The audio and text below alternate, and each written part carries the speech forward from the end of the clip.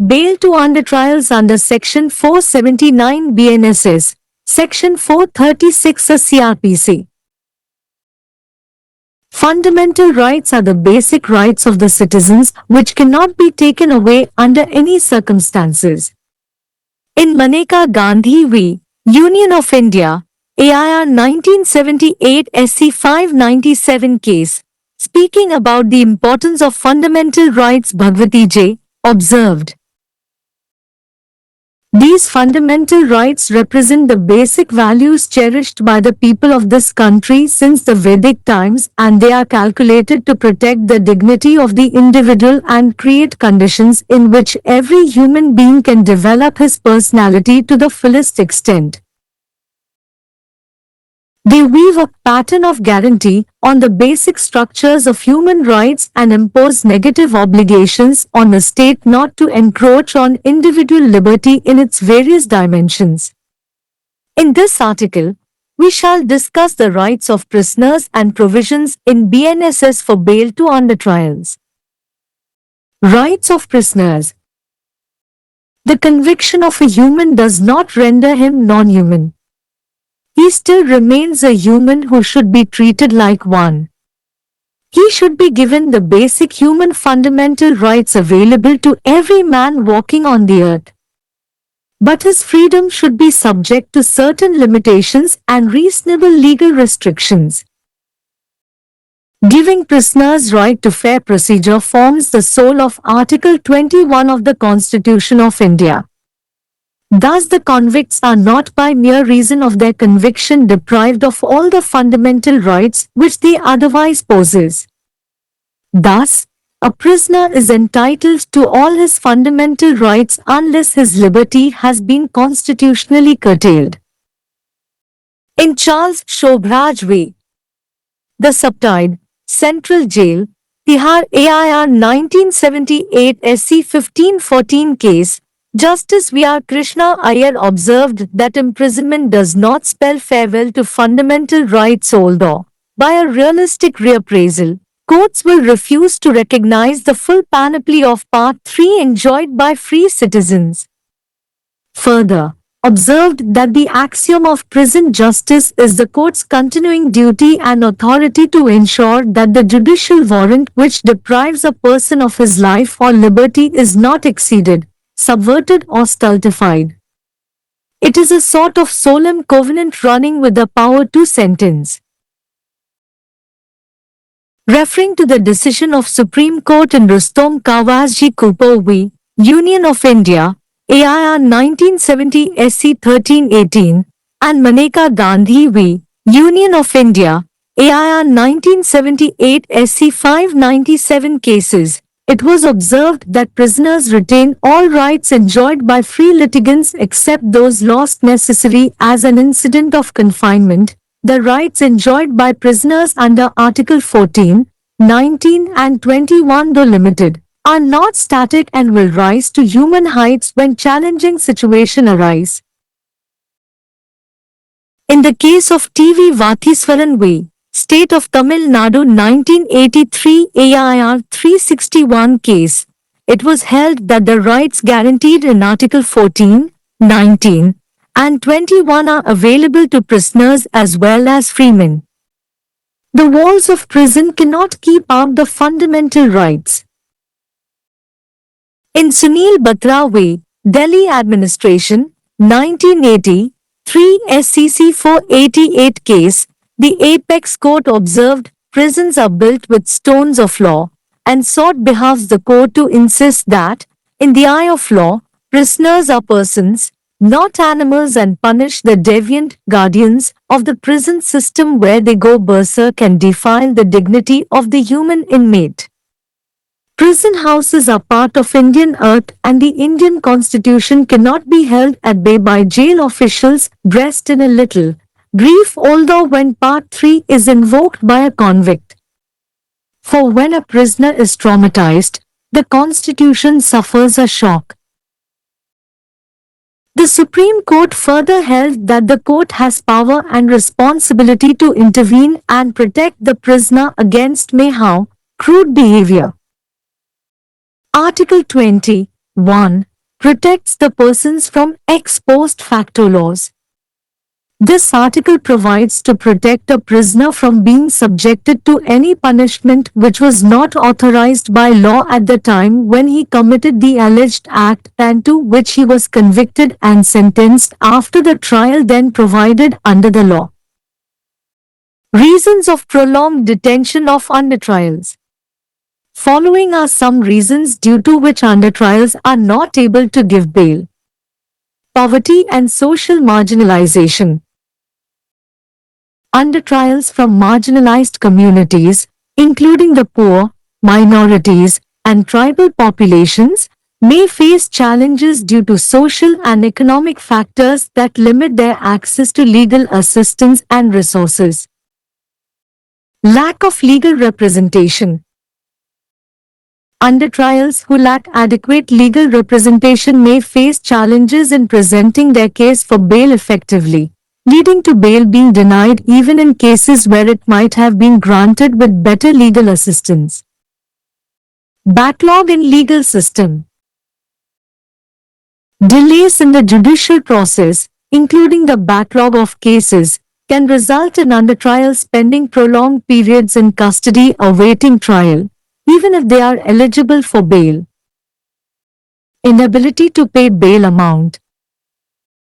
Bail often requires the payment of a certain amount of money or the provision of property as collateral. Many under trials come from economically disadvantaged backgrounds and may lack the financial resources to meet bail requirements. Lack of access to funds. Even if under trials have some financial resources, they may not have immediate access to the funds necessary to pay bail. This could be due to various reasons such as limited savings, assets that are not easily liquidated, or reliance on informal sources of income. High bail amounts. In some cases, bail amounts set by the courts may be prohibitively high, especially for individuals from low-income backgrounds. This effectively denies bail to under trials who cannot afford to pay the specified amount.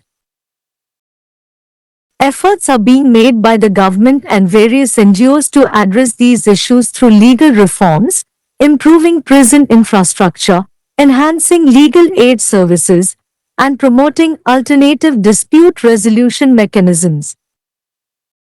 Bail to under trials under Section 479 BNSS, S. 436 CRPC.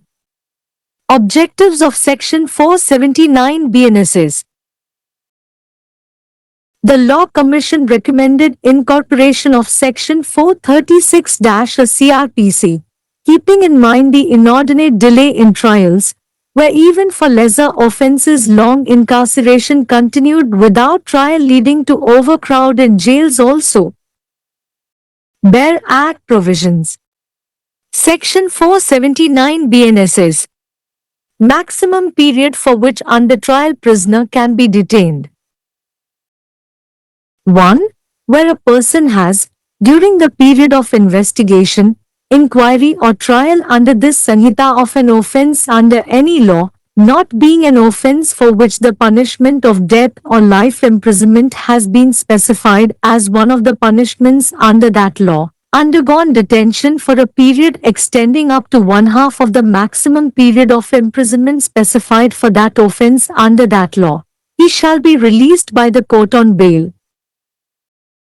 Provided that where such person is a first-time offender, who has never been convicted of any offence in the past, he shall be released on bond by the court, if he has undergone detention for the period extending up to one-third of the maximum period of imprisonment specified for such offence under that law.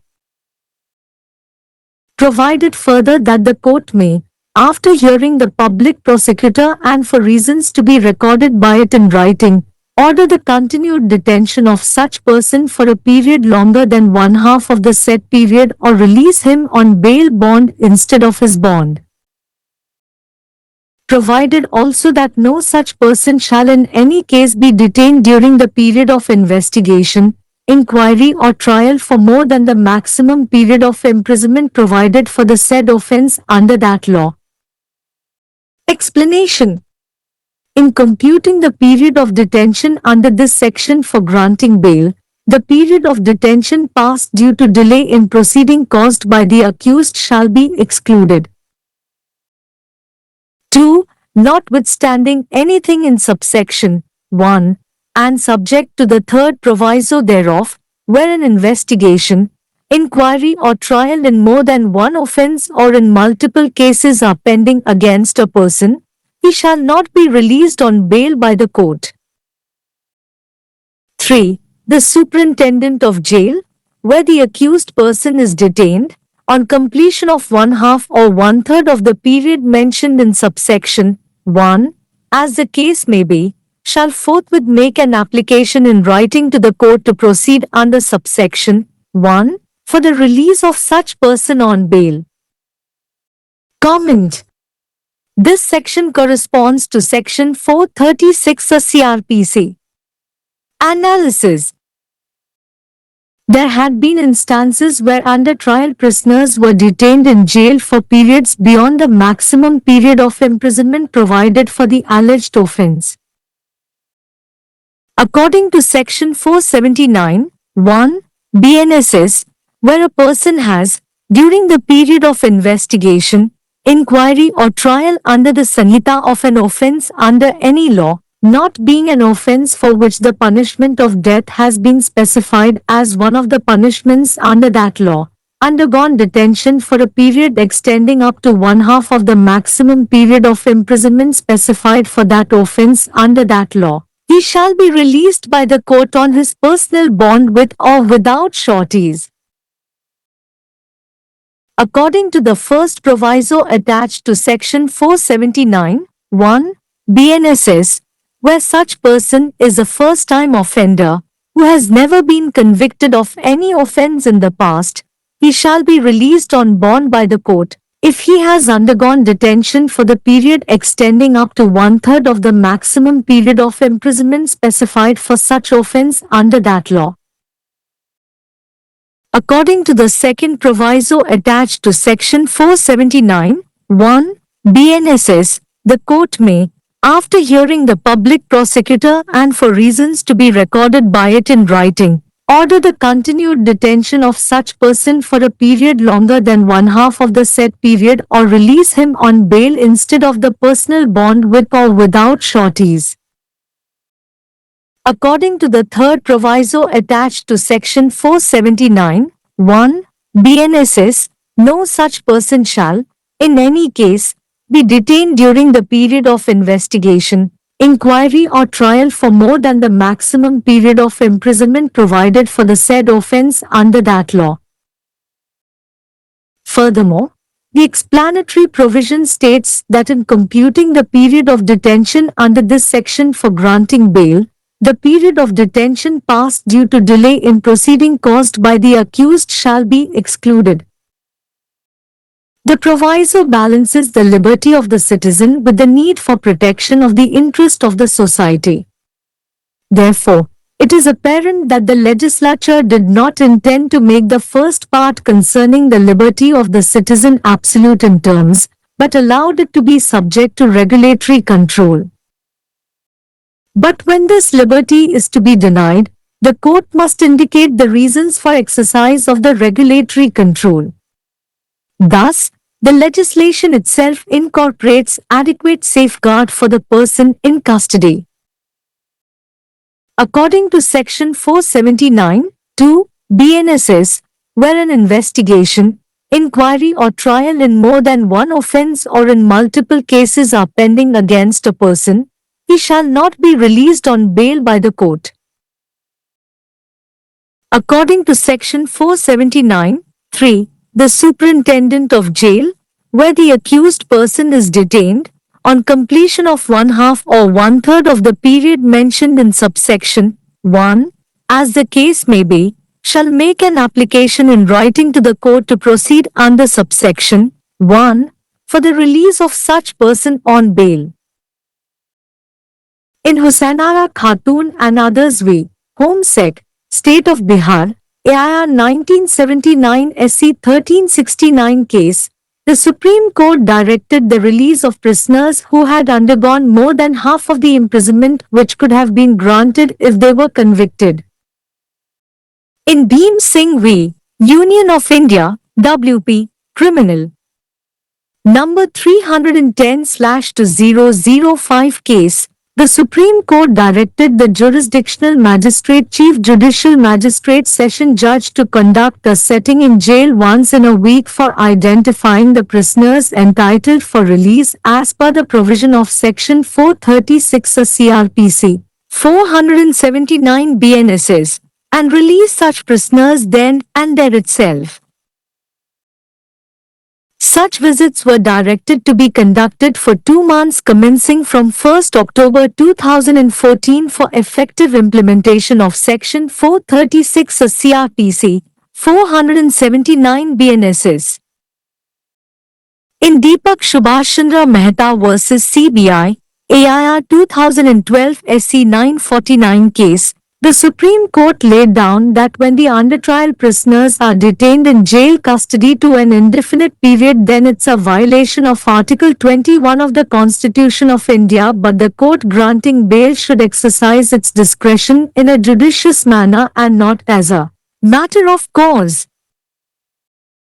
In Supreme Court Legal Aid Committee v. Union of India, 1994, 6 SCC 731 case, the Supreme Court, relying on Husainara Khatun case, directed the release of prisoners charged under the Narcotic Drugs and Psychotropic Act after completion of 1/2 of the maximum term prescribed under the Act. A. M. Ahmadi, J., speaking for the court, directed the same in an Article 32 petition, after taking into account the non-obstant provision of Section 37 of the Act which imposed the rigors of twin conditions for release on bail. பிரிவு 479 BNSS, பிரிவு 43(6) CRPC, கீழ் விசாரணை கைதிகளுக்கு ஜாமீன். அடிப்படை உரிமைகள். குடிமக்களின் அடிப்படை உரிமைகள் எந்த சூழ்நிலையிலும் பறிக்கப்பட முடியாது. Maneka Gandhi v. Union of India, AIR 1978 SC 597 வழக்கில் அடிப்படை உரிமைகளின் முக்கியத்துவம் பற்றி பகவதி ஜே. இந்த அடிப்படை உரிமைகள் வேத காலத்திலிருந்தே இந்நாட்டு மக்களால் போற்றப்பட்ட அடிப்படை விழுமியங்களை பிரதிநிதித்துவப்படுத்துகின்றன. மேலும் அவை தனிமனிதனின் கண்ணியத்தை பாதுகாக்கவும், ஒவ்வொரு மனிதனும் தனது ஆளுமையை முழுமையாக வளர்த்து கொள்ளக்கூடிய சூழ்நிலைகளை உருவாக்கவும் கணக்கிடப்படுகின்றன. அவர்கள் மனித உரிமைகளின் அடிப்படை கட்டமைப்புகளில் உத்தரவாதத்தின் மாதிரியை நெசவு செய்கிறார்கள் மற்றும் அதன் பல்வேறு பரிமாணங்களில் தனிமனித சுதந்திரத்தை ஆக்கிரமிக்கக்கூடாது என்ற எதிர்மறையான கடமைகளை அரசின் மீது சுமத்துகிறார்கள். இந்த கட்டுரையில் கைதிகளின் உரிமைகள் மற்றும் விசாரணை கைதிகளுக்கு ஜாமீன் வழங்குவதற்கான BNSS விதிகள் பற்றி விவாதிப்போம். கைதிகளின் உரிமைகள். ஒரு மனிதனின் நம்பிக்கை அவனை மனிதனாக மாற்றாது. அவர் இன்னும் ஒரு மனிதராகவே இருக்கிறார், அவரைப் போலவே நடத்தப்பட வேண்டும். பூமியில் வாழும் ஒவ்வொரு மனிதனுக்கும் கிடைக்கும் அடிப்படை மனித அடிப்படை உரிமைகள் அவருக்கு வழங்கப்பட வேண்டும். ஆனால் அவரது சுதந்திரம் சில வரம்புகளுக்கும் நியாயமான சட்ட கட்டுப்பாடுகளுக்கும் உட்பட்டதாக இருக்க வேண்டும். கைதிகளுக்கு நியாயமான நடைமுறையை வழங்குவது இந்திய அரசியலமைப்பின் 21வது பிரிவின் ஆன்மாவாகும். இவ்வாறு தண்டனை பெற்றவர்கள் வெறும் தண்டனையின் காரணமாக அவர்கள் மற்றபடி பெற்றுள்ள அனைத்து அடிப்படை உரிமைகளையும் பறிக்கவில்லை. எனவே ஒரு கைதியின் சுதந்திரம் அரசியலமைப்பு ரீதியாக குறைக்கப்படாவிட்டால் அவரது அனைத்து அடிப்படை உரிமைகளுக்கும் உரிமை உண்டு. சார்லஸ் ஷோப்ராஜ் எதிராக தி சப்சூட், மத்திய சிறை, திகார் AIR 1978 SG 1514 வழக்கில் நீதிபதி V. R. கிருஷ்ண ஐயர், சிறைவாசம் அடிப்படை உரிமைகளுக்கு விடை கொடுக்காது என்று குறிப்பிட்டார். இருப்பினும் ஒரு யதார்த்தமான மறுமதிப்பீட்டின் மூலம் சுதந்திரமான குடிமக்கள் அனுபவிக்கும் பகுதி 3 இன் முழு பனோப்பிலியை நீதிமன்றங்கள் அங்கீகரிக்க மறுக்கும். மேலும் சிறைச்சாலை நீதியின் கோட்பாடானது நீதிமன்றத்தின் தொடர்ச்சியான கடமை மற்றும் அதிகாரம் என்பது ஒரு நபரின் வாழ்க்கை அல்லது சுதந்திரத்தை பறிக்கும் நீதித்துறை வாரண்ட் மீறப்படாமலோ சீர்குலைக்கப்படாமலோ அல்லது அவமானப்படுத்தப்படாமலோ இருப்பதை உறுதிப்படுத்துகிறது. இது தண்டனை வழங்கும் அதிகாரத்துடன் இயங்கும் ஒரு வகையான புனிதமான உடன்படிக்கையாகும். Rustom Cavasjee Cooper versus union of India, AIR 1970 SG 1318 மற்றும் Maneka Gandhi versus union of India, AIR 1978 SG 597 வழக்குகளில் உச்சநீதிமன்றத்தின் தீர்ப்பை குறிப்பிடுகையில் கைதிகள் இலவச வழக்குரைஞர்கள் அனுபவிக்கும் அனைத்து உரிமைகளையும் தக்கவைத்துக் கொள்வது கவனிக்கப்பட்டது. சிறைமைக்கப்பட்ட சம்பவமாக இழந்தவர்கள் பிரிவு 14 இன் கீழ் கைதிகள் அனுபவிக்கும் உரிமைகள் 19 மற்றும் 21 வரையறுக்கப்பட்டவை என்றாலும் நிலையானவை அல்ல. சவாலான சூழ்நிலை ஏற்படும் போது மனித உயரத்திற்கு உயரும். டிவியில் வதீஸ்வரன் எதிராக தமிழ்நாடு அரசு 1983 AR 361 வழக்கில் 14, 19 மற்றும் 21வது பிரிவுகளில் உத்தரவாதம் அளிக்கப்பட்டுள்ள உரிமைகள் கைதிகளுக்கும் சுதந்திர கைதிகளுக்கும் கிடைக்கும் என்று கூறப்பட்டது. சிறைச்சாலையின் சுவர்கள் அடிப்படை உரிமைகளை மறைக்க முடியாது. சுனில் பாத்ரா எதிராக டெல்லி நிர்வாகம் 1980 3 SCC 488 வழக்கில் உச்சநீதிமன்றம் சிறைகள் சட்டத்தின் கற்களால் கட்டப்பட்டுள்ளன என்று குறிப்பிட்டது. மேலும் சட்டத்தின் பார்வையில் கைதிகள் நபர்கள் அல்ல என்பதை வலியுறுத்த நீதிமன்றத்தை வலியுறுத்துகிறது. விலங்குகள் மற்றும் சிறை அமைப்பின் மாறுபட்ட பாதுகாவலர்களை தண்டிக்கிறார்கள், அங்கு அவர்கள் வெறித்தனமாக சென்று மனித கைதியின் கண்ணியத்தை கெடுக்கிறார்கள். சிறை வீடுகள் இந்திய பூமியின் ஒரு பகுதியாகும். மேலும் இந்திய அரசியலமைப்பை சிறை அதிகாரிகளால் சிறிது சுருக்கமான உடையணிந்து இருக்க முடியாது. இருப்பினும் பகுதி 3 ஒரு குற்றவாளியால் அழைக்கப்படும் போது, ஏனெனில் ஒரு கைதி மன உளைச்சலுக்கு ஆளாகும் போது அரசியலமைப்பு சட்டம் அதிர்ச்சியடைகிறது. கச்சா நடத்தைக்கு எதிராக கைதியை தலையிட்டு பாதுகாக்கும் அதிகாரமும் பொறுப்பும் நீதிமன்றத்துக்கு உள்ளது என்று உச்ச நீதிமன்றம் மேலும் கூறியது. பிரிவு 20(1) நபர்களை முன்னாள் உண்மை சட்டங்களிலிருந்து பாதுகாக்கிறது. இந்த கட்டுரை ஒரு கைதியை அவர் குற்றஞ்சாட்டப்பட்ட செயலை செய்தபோது சட்டத்தால் அங்கீகரிக்கப்படாத எந்தவொரு தண்டனைக்கும் உட்படுத்தப்படாமல் பாதுகாக்கிறது. மேலும் சட்டத்தின் கீழ் வழங்கப்பட்ட விசாரணைக்கு பிறகு அவர் குற்றவாளி என அறிவிக்கப்பட்டு தண்டனை விதிக்கப்பட்டது. விசாரணை கைதிகள் நீண்ட காலமாக தடுத்து வைக்கப்படுவதற்கான காரணங்கள். கீழ்காணும் சில காரணங்களால் விசாரணை கைதிகள் ஜாமீன் வழங்க முடியாது. வறுமை மற்றும் சமூக ஒதுக்கல். ஏழைகள், சிறுபான்மையினர் மற்றும் பழங்குடியின மக்கள் உட்பட விளிம்பு நிலை சமூகங்களில் இருந்து விசாரணைக்கு உட்படுத்தப்பட்டவர்கள் சட்ட உதவி மற்றும் ஆதாரங்களுக்கான அணுகலை கட்டுப்படுத்தும் சமூக மற்றும் பொருளாதார காரணிகளால் சவால்களை எதிர்கொள்ளலாம். சட்ட பிரதிநிதித்துவம் இல்லாமை. போதுமான சட்ட பிரதிநிதித்துவம் இல்லாத விசாரணை கைதிகள் ஜாமீன் கோரி தங்கள் வழக்கை திறம்பட முன்வைப்பதில் சவால்களை எதிர்கொள்ள நேரிடலாம். மேலும் சிறந்த சட்ட உதவியுடன் ஜாமீன் வழங்கப்படக்கூடிய வழக்குகளில் கூட ஜாமீன் மறுக்கப்படுவதற்கு வழிவகுக்கும். சட்ட அமைப்பில் பின்னடைவு. வழக்குகள் நிலுவையில் இருப்பது உட்பட நீதித்துறை செயல்பாட்டில் ஏற்படும் தாமதங்கள் ஜாமீன் பெற தகுதி பெற்றிருந்தாலும் கூட விசாரணை காவலில் உள்ளவர்கள் நீண்ட காலம் விசாரணைக்காக காத்திருக்க நேரிடலாம். ஜாமீன் தொகையை செலுத்த இயலாமை. ஜாமீன் பெறுவதற்கு ஒரு குறிப்பிட்ட தொகையை செலுத்த வேண்டும் அல்லது சொத்துக்களை பிணையமாக வழங்க வேண்டும். பல விசாரணை கைதிகள் பொருளாதார ரீதியாக பின்தங்கிய பின்னணியில் இருந்து வந்தவர்கள் மற்றும் ஜாமீன் தேவைகளை பூர்த்தி செய்வதற்கான நிதி ஆதாரங்கள் இல்லாமல் இருக்கலாம். நிதிக்கான அணுகல் இல்லாமை.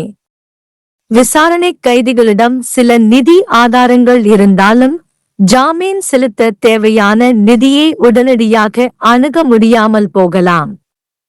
இது வரையறுக்கப்பட்ட சேமிப்புகள், எளிதில் கலைக்க முடியாத சொத்துக்கள் அல்லது முறைசாரா வருமான ஆதாரங்களை நம்பியிருப்பது போன்ற பல்வேறு காரணங்களால் இருக்கலாம். அதிக ஜாமீன் தொகை. சில சந்தர்ப்பங்களில் நீதிமன்றங்களால் நிர்ணயிக்கப்பட்ட ஜாமீன் தொகைகள், குறிப்பாக குறைந்த வருமானம் கொண்ட பின்னணியில் உள்ள தனிநபர்களுக்கு தடை செய்ய முடியாத அளவுக்கு அதிகமாக இருக்கலாம். குறிப்பிட்ட தொகையை செலுத்த முடியாத விசாரணை கைதிகளுக்கு இது திறம்பட ஜாமீன் மறுக்கிறது. சட்ட சீர்திருத்தங்கள், சிறை உள்கட்டமைப்பை மேம்படுத்துதல், சட்ட உதவி சேவைகளை மேம்படுத்துதல் மற்றும் மாற்று தகராறு தீர்வு வழிமுறைகளை ஊக்குவித்தல் ஆகியவற்றின் மூலம் இந்த பிரச்சினைகளை தீர்க்க அரசாங்கம் மற்றும் பல்வேறு தன்னார்வ தொண்டு நிறுவனங்களால் முயற்சிகள் மேற்கொள்ளப்பட்டு வருகின்றன. பிரிவு 479 BNSS S 43(6) CRPC கீழ் விசாரணை கைதிகளுக்கு ஜாமீன். பிரிவு 479 BNSS இன் நோக்கங்கள்: சிறிய குற்றங்களுக்காக கூட விசாரணையின்றி நீண்ட சிறைவாசம் நீடித்து சிறைச்சாலைகளிலும் கூட்ட நெரிசலுக்கு வழிவகுத்தது. வெறும் சட்ட விதிகள். பிரிவு 479 BNSS விசாரணை கைதியை தடுத்து வைக்கக்கூடிய அதிகபட்ச காலம். 1. ஒரு நபர் இந்த சன்ஹிதாவின் கீழ் விசாரணை அல்லது விசாரணையின் போது ஏதேனும் ஒரு சட்டத்தின் கீழ் மரண தண்டனை அல்லது ஆயுள் தண்டனை விதிக்கப்பட்ட குற்றமாக இருக்கக்கூடாது. சட்டம் அந்த சட்டத்தின் கீழ் அந்த குற்றத்திற்காக குறிப்பிடப்பட்ட அதிகபட்ச சிறை தண்டனை காலத்தின் பாதியில் ஒரு பகுதி வரை காவலில் வைக்கப்பட்டால் அவர் நீதிமன்றத்தால் பிணையில் விடுவிக்கப்படுவார். அப்படியானால் அத்தகைய நபர் முதன்முறையாக குற்றவாளியாக இருந்தால், கடந்த காலத்தில் எந்த குற்றத்திலும் தண்டனை பெறாதவர் 1/3 வரை காவலில் வைக்கப்பட்டிருந்தால் நீதிமன்றத்தால் பிணையில் விடுவிக்கப்படுவார். அந்த சட்டத்தின் கீழ் இத்தகைய குற்றத்திற்காக குறிப்பிடப்பட்ட அதிகபட்ச சிறை தண்டனை காலம். மேலும் நீதிமன்றம் அரசு வழக்கறிஞரை கேட்டபின் எழுத்துப்பூர்வமாக பதிவு செய்ய வேண்டிய காரணங்களுக்காக அத்தகைய நபரை குறிப்பிட்ட காலத்தின் ஒரு பாதிக்கு மேல் தொடர்ந்து காவலில் வைக்க உத்தரவிடலாம் அல்லது அதற்கு பதிலாக அவரை ஜாமீனில் விடுவிக்கலாம். அவரது பிணைப்பு. மேலும் அத்தகைய நபர் எவரும் விசாரணை அல்லது விசாரணையின் போது அந்த சட்டத்தின் கீழ் கூறப்பட்ட குற்றத்திற்காக வழங்கப்பட்ட அதிகபட்ச சிறை தண்டனை காலத்திற்கு மேல் காவலில் வைக்கப்பட மாட்டார். விளக்கம்: ஜாமீன் வழங்குவதற்காக இந்த பிரிவின் கீழ் காவலில் வைக்கப்பட்ட காலத்தை கணக்கிடுவதில் குற்றம் சாட்டப்பட்டவர்களால் ஏற்படும் நடவடிக்கைகளில் தாமதம் காரணமாக நிறைவேற்றப்பட்ட தடுப்பு காவல் காலம் விலக்கப்படும். 2. துணைப்பிரிவு 1 இல் எதுவாக இருந்தாலும் அதன் 3வது விதிக்கு உட்பட்டு ஒரு நபருக்கு எதிராக ஒன்றுக்கு மேற்பட்ட குற்றங்கள் அல்லது பல வழக்குகளில் விசாரணை அல்லது விசாரணை நிலுவையில் இருந்தால் அவர் ஜாமீனில் விடுவிக்கப்பட மாட்டார். நீதிமன்றத்தால். 3. குற்றம் சாட்டப்பட்ட நபர் தடுத்து வைக்கப்பட்டுள்ள சிறை கண்காணிப்பாளர் துணைப்பிரிவு 1 இல் குறிப்பிடப்பட்டுள்ள காலத்தின் பாதி அல்லது 1/3 பகுதியை முடிந்தவுடன் உடனடியாக எழுத்துப்பூர்வமாக விண்ணப்பம் செய்ய வேண்டும். அத்தகைய நபரை ஜாமீனில் விடுவிப்பதற்கான துணைப்பிரிவு 1 இன் கீழ் தொடர நீதிமன்றத்திற்கு கருத்து. இந்த பிரிவு பிரிவு 43(6) CRBC உடன் ஒத்துள்ளது. பகுப்பாய்வு. விசாரணை கைதிகள் கூறப்படும் குற்றத்திற்காக வழங்கப்பட்ட அதிகபட்ச சிறை தண்டனை காலத்திற்கு அப்பால் சிறைச்சாலையில் தடுத்து வைக்கப்பட்டிருந்த சந்தர்ப்பங்களும் உண்டு. பிரிவு 47(9) BNSS இன்படி ஒரு நபர் விசாரணை அல்லது விசாரணையின் போது எந்த சட்டத்தின் கீழும் மரணத் தண்டனை என்பது குறிப்பிடப்பட்ட குற்றமாக இல்லை. அந்த சட்டத்தின் கீழ் தண்டனைகள் அந்த சட்டத்தின் கீழ் அந்த குற்றத்திற்காக குறிப்பிடப்பட்ட அதிகபட்ச சிறை தண்டனை காலத்தின் ஒரு பாதி வரை நீட்டிக்கப்பட்ட காலம் வரை காவலில் வைக்கப்பட்டால் அவர் நீதிமன்றத்தால் விடுவிக்கப்படுவார். உத்தரவாதத்துடன் அல்லது இல்லாமல் தனிப்பட்ட பிணைப்பு. பிரிவு 47(9) BNSS உடன் இணைக்கப்பட்டுள்ள முதல் விதியின்படி அத்தகைய நபர் முதல் முறையாக குற்றவாளியாக இருந்தால் கடந்த காலத்தில் எந்த குற்றத்திலும் தண்டனை பெற்றிருக்கவில்லை, அவர் நீதிமன்றத்தால் பிணையில் விடுவிக்கப்படுவார். அந்த சட்டத்தின் கீழ் இத்தகைய குற்றத்திற்காக குறிப்பிடப்பட்ட சிறை தண்டனையின் அதிகபட்ச காலத்தின் 1/3 வரை நீட்டிக்கப்படும் சிறை தண்டனை. பிரிவு 47(9) BNSS உடன் இணைக்கப்பட்டுள்ள இரண்டாவது விதியின்படி அரசு வழக்கறிஞரை கேட்டபின் மற்றும் அது எழுத்துப்பூர்வமாக பதிவு செய்ய வேண்டிய காரணங்களுக்காக நீதிமன்றம் அத்தகைய நபரை 1½ காலத்திற்கு மேல் தொடர்ந்து காவலில் வைக்க உத்தரவிடலாம். கூறப்பட்ட காலம் அல்லது ஜாமீனில் விடுவித்தல் அல்லது தனிப்பட்ட பத்திரத்திற்கு பதிலாக ஜாமீனில் விடுவிக்கவும். பிரிவு 47(9) BNSS உடன் இணைக்கப்பட்டுள்ள மூன்றாவது விதியின்படி அந்த சட்டத்தின் கீழ் கூறப்பட்ட குற்றத்திற்காக வழங்கப்பட்ட அதிகபட்ச சிறை தண்டனை காலத்திற்கு மேலாக அத்தகைய நபர் எவரும் விசாரணை அல்லது விசாரணையின் போது காவலில் வைக்கப்பட மாட்டார். மேலும் ஜாமீன் வழங்குவதற்காக இந்த பிரிவின் கீழ் தடுப்பு காவலில் இருந்த காலத்தை கணக்கிடுவதில் குற்றம் சாட்டப்பட்டவர்களால் நடவடிக்கை எடுப்பதில் ஏற்பட்ட தாமதம் காரணமாக நிறைவேற்றப்பட்ட தடுப்பு காவல் காலம் விலக்கப்படும் என்று விளக்க விதி கூறுகிறது. இந்த விதி குடிமகனின் சுதந்திரத்தையும் சமூகத்தின் நலன்களை பாதுகாப்பதற்கான தேவையையும் சமநிலைப்படுத்துகிறது. எனவே சட்டமியற்றும் சபையானது குடிமக்களின் சுதந்திரம் தொடர்பான முதல் பகுதியை விதிமுறைகளில் முழுமையாக்க விரும்பவில்லை, ஆனால் அதை ஒழுங்குமுறை கட்டுப்பாட்டிற்கு உட்படுத்த அனுமதித்தது. ஆனால் இந்த சுதந்திரம் மறுக்கப்பட வேண்டும் என்றால் ஒழுங்குமுறை கட்டுப்பாட்டை செயல்படுத்துவதற்கான காரணங்களை நீதிமன்றம் குறிப்பிட வேண்டும். இவ்வாறு சட்டமே காவலில் உள்ள நபருக்கு போதுமான பாதுகாப்பை உள்ளடக்கியது. பிரிவு 47(9) BNSS இன்படி ஒரு நபருக்கு எதிராக ஒன்றுக்கு மேற்பட்ட குற்றங்கள் அல்லது பல வழக்குகளில் விசாரணை அல்லது விசாரணை நிலுவையில் இருந்தால் அவர் நீதிமன்றத்தால் ஜாமீனில் விடுவிக்கப்பட மாட்டார்.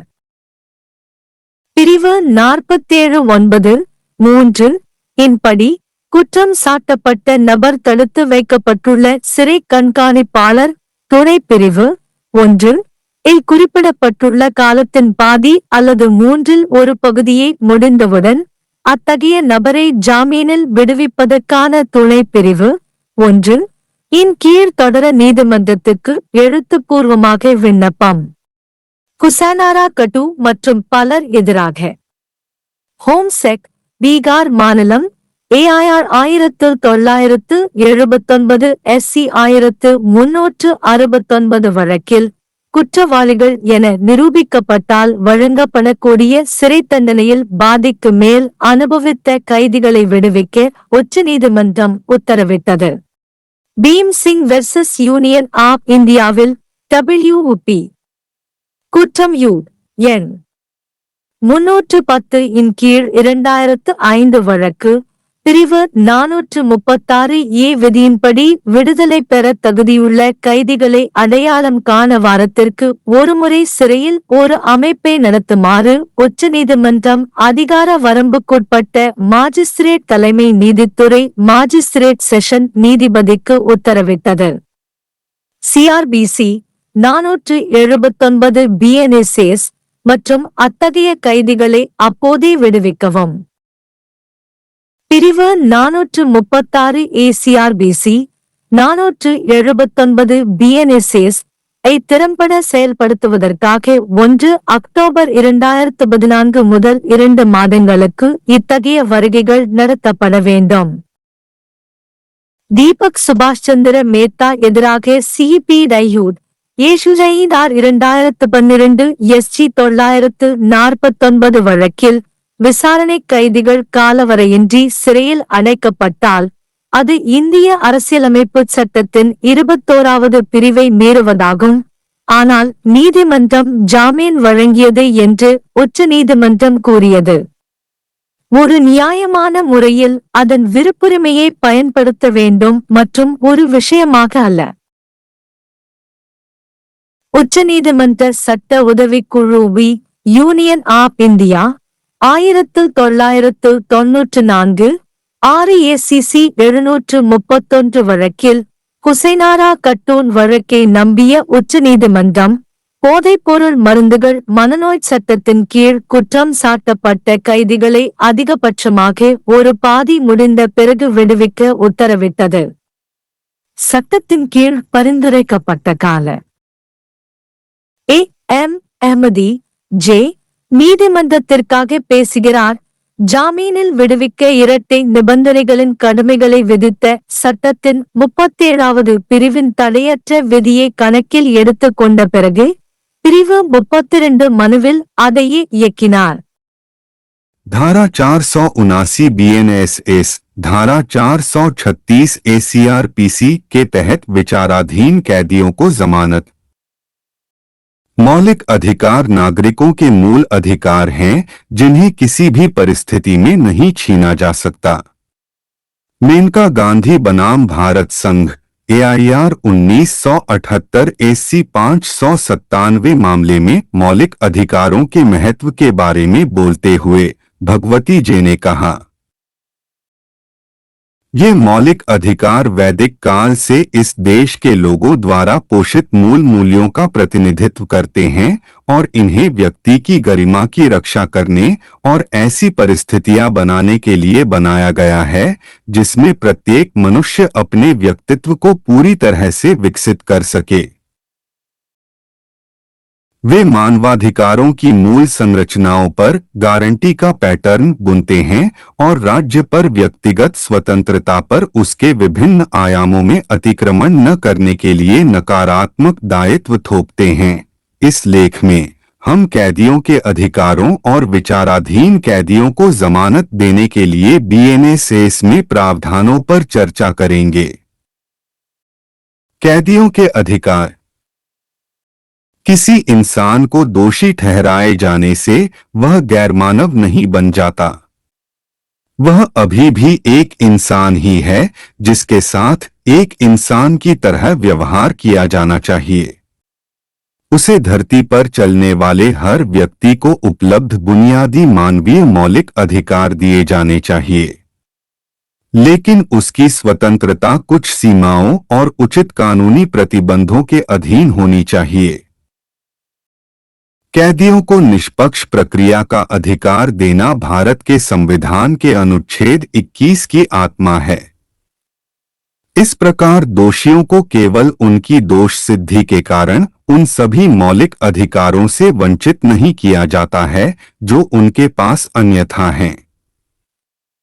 इस प्रकार एक कैदी अपने सभी मौलिक अधिकारों का हकदार है जब तक कि उसकी स्वतंत्रता को संवैधानिक रूप से सीमित नहीं किया गया हो। चार्ल्स शोभराज बनाम अधीक्षक, central jail, Tihar AIR 1978 SC 1514 मामले में न्यायमूर्ति VR कृष्ण अय्यर ने कहा कि कारावास मौलिक अधिकारों को अलविदा नहीं कहता है, हालांकि यथार्थवादी पुनर्मूल्यांकन से न्यायालय स्वतंत्र नागरिकों द्वारा प्राप्त भाग 3 के पूर्ण दायरे को मान्यता देने से इनकार कर देंगे। इसके अलावा उन्होंने कहा कि जेल न्याय का मूल सिद्धांत न्यायालय का निरंतर कर्तव्य और अधिकार है कि वह यह सुनिश्चित करे कि न्यायिक वारंट जो किसी व्यक्ति को उसके जीवन या स्वतंत्रता से वंचित करता है उसका उल्लंघन न किया जाए, उसे नष्ट न किया जाए या उसे नष्ट न किया जाए। यह एक प्रकार का पवित्र अनुबंध है जिसमें दंड देने की शक्ति होती है। रुस्तम काव्वासजी कूपर बनाम भारत संघ AIR 1970 SC 1318 और मेनका गांधी बनाम भारत संघ AIR 1978 SC 597 मामलों में सर्वोच्च न्यायालय के निर्णय का हवाला देते हुए यह देखा गया कि कैदियों के पास स्वतंत्रवादियों द्वारा प्राप्त सभी अधिकार होते हैं सिवाय उन अधिकारों के जो कारावास की घटना के कारण खो गए हैं। अनुच्छेद 14, 19 और 21 के तहत कैदियों द्वारा प्राप्त अधिकार हालांकि सीमित हैं लेकिन स्थिर नहीं हैं और चुनौतीपूर्ण स्थिति उत्पन्न होने पर मानवीय ऊंचाइयों तक बढ़ जाएंगे। टीवी वथीश्वरन बनाम तमिलनाडु राज्य 1983 AIR 361 मामले में यह माना गया कि अनुच्छेद 14, 19 और 21 में गारंटीकृत अधिकार कैदियों के साथ साथ स्वतंत्र लोगों को भी उपलब्ध हैं। जेल की दीवारें मौलिक अधिकारों को रोक नहीं सकती। सुनील बत्रा बनाम दिल्ली प्रशासन 1980 3 SCC 488 मामले में सर्वोच्च न्यायालय ने कहा कि जेल कानून के पत्थरों से बने हैं और न्यायालय को इस बात पर जोर देना चाहिए कि कानून की नज़र में कैदी इंसान हैं, जानवर नहीं और जेल व्यवस्था के उन पथभ्रष्ट संरक्षकों को दंडित करना चाहिए जहां वे पागल हो जाते हैं और मानव कैदी की गरिमा को ठेस पहुंचाते हैं। जेल घर भारतीय धरती का हिस्सा है और भारतीय संविधान को जेल अधिकारियों द्वारा थोड़े संक्षिप्त कपड़े पहने हुए नहीं रोका जा सकता है जब कोई अपराधी भाग 3 का आह्वान करता है, क्योंकि जब कोई कैदी आघातग्रस्त होता है तो संविधान को झटका लगता है। सर्वोच्च न्यायालय ने आगे कहा कि न्यायालय के पास हस्तक्षेप करने और कैदी को किसी भी तरह के अशिष्ट व्यवहार से बचाने की शक्ति और जिम्मेदारी है। अनुच्छेद 20 एक व्यक्तियों को पूर्वव्यापी कानूनों से बचाता है। यह अनुच्छेद किसी कैदी को ऐसी किसी भी सजा से बचाने का प्रावधान करता है जो उस समय कानून द्वारा अधिकृत नहीं थी जब उसने कथित कृत्य किया था और जिसके लिए उसे कानून के तहत उस समय दिए गए मुकदमे के बाद दोषी ठहराया गया और सजा सुनाई गई। अंडर ट्रायल के लंबे समय तक हिरासत में रहने के कारण निम्नलिखित कुछ कारण हैं जिनके कारण अंडर ट्रायल जमानत देने में सक्षम नहीं हैं। गरीबी और सामाजिक हाशिए पर होना। गरीब, अल्पसंख्यक और आदिवासी आबादी सहित हाशिए पर रहने वाले समुदायों के अंडर ट्रायल को सामाजिक और आर्थिक कारकों के कारण चुनौतियों का सामना करना पड़ सकता है जो कानूनी सहायता और संसाधनों तक उनकी पहुंच को सीमित करते हैं। कानूनी प्रतिनिधित्व का अभाव। जिन अंडर ट्रायल के पास पर्याप्त कानूनी प्रतिनिधित्व नहीं है उन्हें जमानत के लिए अपना मामला प्रभावी ढंग से पेश करने में चुनौतियों का सामना करना पड़ सकता है, जिसके कारण उन मामलों में भी जमानत देने से इनकार कर दिया जाता है जहां बेहतर कानूनी सहायता से जमानत दी जा सकती थी। कानूनी प्रणाली में लंबित मामले। न्यायिक प्रक्रिया में देरी। जिसमें लंबित मामले भी शामिल हैं, के परिणामस्वरूप अंडर ट्रायल को मुकदमे की प्रतीक्षा में लंबे समय तक हिरासत में रहना पड़ सकता है, भले ही वे जमानत के लिए पात्र हों। जमानत राशि का भुगतान करने में असमर्थता। जमानत के लिए अक्सर एक निश्चित राशि का भुगतान या संपार्श्विक के रूप में संपत्ति का प्रावधान आवश्यक होता है। कई विचाराधीन कैदी आर्थिक रूप से वंचित पृष्ठभूमि से आते हैं और उनके पास जमानत आवश्यकताओं को पूरा करने के लिए वित्तीय संसाधनों की कमी हो सकती है। धन तक पहुंच की कमी। यद्यपि विचाराधीन कैदियों के पास कुछ वित्तीय संसाधन हैं, फिर भी उनके पास जमानत का भुगतान करने के लिए आवश्यक धन तक तत्काल पहुंच नहीं हो सकती है। यह सीमित बचत, ऐसी संपत्ति जो आसानी से समाप्त नहीं हो सकती है, या आय के अनौपचारिक स्रोतों पर निर्भरता जैसे विभिन्न कारणों से हो सकता है। उच्च जमानत राशि।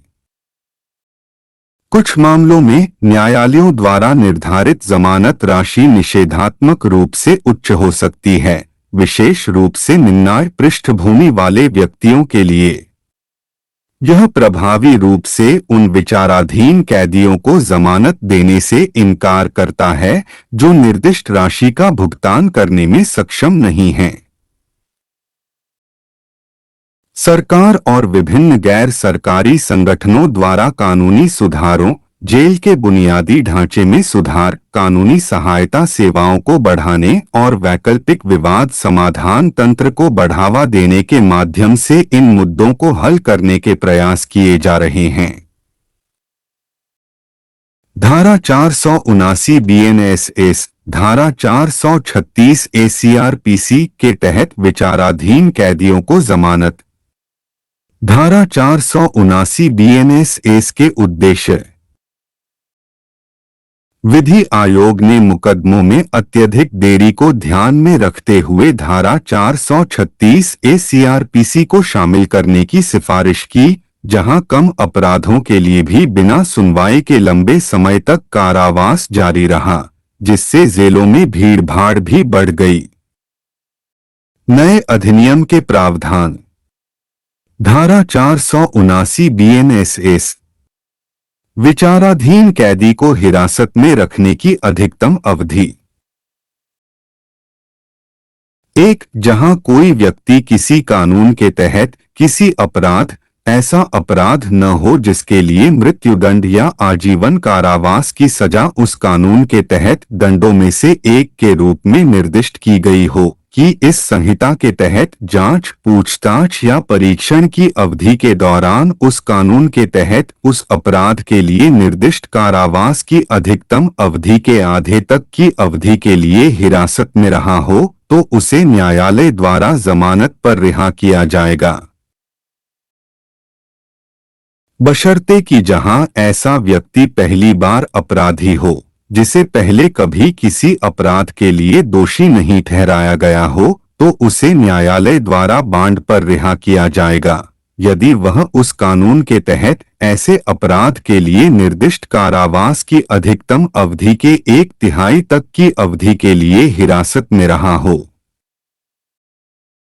इसके अलावा यह भी प्रावधान है कि न्यायालय लोक अभियोजक को सुनने के बाद और उसके द्वारा लिखित रूप में दर्ज किए जाने वाले कारणों से ऐसे व्यक्ति को उक्त अवधि के आधे से अधिक अवधि के लिए निरंतर हिरासत में रखने का आदेश दे सकता है, या उसे उसके बांड के बजाय जमानत बांड पर रिहा कर सकता है। यह भी प्रावधान है कि ऐसे किसी भी व्यक्ति को जांच की अवधि के दौरान किसी भी मामले में हिरासत में नहीं रखा जाएगा। उस कानून के तहत उक्त अपराध के लिए प्रदान की गई कारावास की अधिकतम अवधि से अधिक के लिए जांच या परीक्षण। स्पष्टीकरण।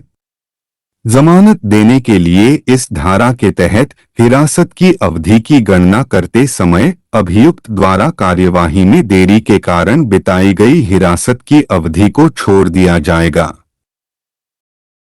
2. उपधारा एक में किसी बात के होते हुए भी और उसके तीसरे परंतु के अधीन रहते हुए जहां किसी व्यक्ति के खिलाफ एक से अधिक अपराधों या कई मामलों में जांच या परीक्षण लंबित है, उसे न्यायालय द्वारा जमानत पर रिहा नहीं किया जाएगा। 3. जेल अधीक्षक, जहां अभियुक्त व्यक्ति हिरासत में है, उपधारा 1 में उल्लिखित अवधि का आधा 1/3 पूरा होने पर जैसा भी मामला हो, ऐसे व्यक्ति को जमानत पर रिहा करने के लिए उपधारा 1 के तहत कार्यवाही करने के लिए न्यायालय को लिखित में आवेदन करेगा। टिप्पणी: यह धारा सीआरपीसी की धारा 436A के अनुरूप है।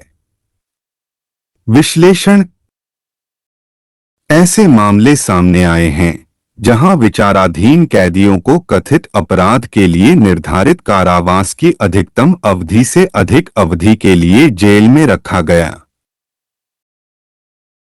धारा 479(1) बीएनएसएस के अनुसार जहां कोई व्यक्ति किसी कानून के तहत अपराध की जांच, पूछताछ या संहिता के तहत परीक्षण की अवधि के दौरान ऐसा अपराध नहीं है जिसके लिए उस कानून के तहत मृत्युदंड की सजा के रूप में निर्दिष्ट किया गया है, उस कानून के तहत उस अपराध के लिए निर्दिष्ट कारावास की अधिकतम अवधि के आधे तक की अवधि के लिए हिरासत में रहा है, तो उसे न्यायालय द्वारा जमानत के साथ या उसके बिना उसके निजी बांड पर रिहा किया जाएगा। धारा 479(1) बीएनएसएस से जुड़े पहले प्रावधान के अनुसार जहां ऐसा व्यक्ति पहली बार अपराधी है, जिसे पहले कभी किसी अपराध के लिए दोषी नहीं ठहराया गया है, उसे न्यायालय द्वारा बांड पर रिहा किया जाएगा यदि वह उस कानून के तहत ऐसे अपराध के लिए निर्दिष्ट कारावास की अधिकतम अवधि के 1/3 तक की अवधि के लिए हिरासत में रहा है। धारा 479(1) बीएनएसएस से जुड़े दूसरे प्रावधान के अनुसार न्यायालय लोक अभियोजक को सुनने के बाद और उसके द्वारा लिखित रूप में दर्ज किए जाने वाले कारणों से ऐसे व्यक्ति को उक्त अवधि के आधे से अधिक अवधि के लिए हिरासत में रखने का आदेश दे सकता है या उसे जमानत के साथ या उसके बिना व्यक्तिगत बांड के बजाय जमानत पर रिहा कर सकता है। धारा 479(1) बीएनएसएस से जुड़े तीसरे प्रावधान के अनुसार किसी भी मामले में किसी भी व्यक्ति को जांच, पूछताछ या परीक्षण की अवधि के दौरान उस कानून के तहत उक्त अपराध के लिए प्रदान की गई कारावास की अधिकतम अवधि से अधिक समय तक हिरासत में नहीं रखा जाएगा। इसके अलावा व्याख्यात्मक प्रावधान में कहा गया है कि जमानत देने के लिए इस धारा के तहत हिरासत की अवधि की गणना करते समय अभियुक्त द्वारा कार्यवाही में देरी के कारण बिताई गई हिरासत की अवधि को छोड़ दिया जाएगा। यह प्रावधान नागरिक की स्वतंत्रता को समाज के हितों की सुरक्षा की आवश्यकता के साथ संतुलित करता है। इसलिए यह स्पष्ट है कि विधानमंडल का नागरिक की स्वतंत्रता से संबंधित पहले भाग को पूर्ण रूप से लागू करने का इरादा नहीं था, बल्कि इसे नियामक नियंत्रण के अधीन रहने दिया। लेकिन जब इस स्वतंत्रता से इनकार किया जाना है, तो न्यायालय को नियामक नियंत्रण के प्रयोग के कारणों को इंगित करना चाहिए। इस प्रकार कानून स्वयं हिरासत में लिए गए व्यक्ति के लिए पर्याप्त सुरक्षा को शामिल करता है। धारा 479(2) बीएनएसएस के अनुसार जहां किसी व्यक्ति के खिलाफ एक से अधिक अपराधों या कई मामलों में जांच, पूछताछ या मुकदमा लंबित है, उसे न्यायालय द्वारा जमानत पर रिहा नहीं किया जाएगा। धारा 479(3) के अनुसार जेल अधीक्षक, जहां आरोपी व्यक्ति हिरासत में है, उपधारा 1 में उल्लिखित अवधि का आधा 1/3 पूरा होने पर जैसा भी मामला हो, ऐसे व्यक्ति को जमानत पर रिहा करने के लिए उपधारा 1 के तहत आगे बढ़ने के लिए न्यायालय को लिखित रूप से आवेदन करेगा।